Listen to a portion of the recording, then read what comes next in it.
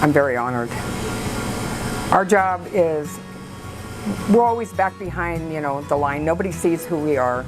And for somebody to recognize us, it's a great honor.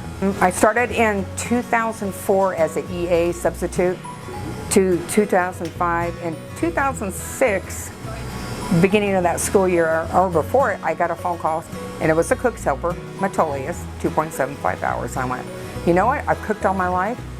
It's something that it sounded fun, so I headed out there, and I've been with them ever since. Working for the school is like giving back. I went to school here, my husband, my children, and it's a sense of community. They all know us, and I love kids. So I graduated from Madras High School in 1979.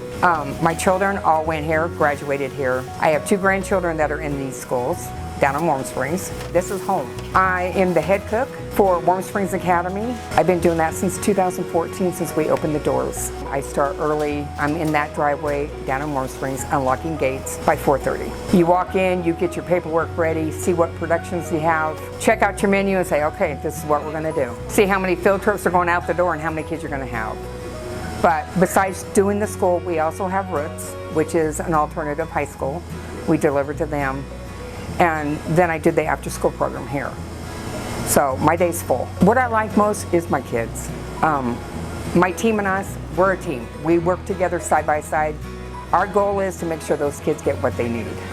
And as far as Warm Springs, we're a family down there, all of us, not just in food service, but the whole school. The kids mean everything to us. And I love to cook, so when I can get one of them to try something for the first time and I get a smile, then I know I've done my job.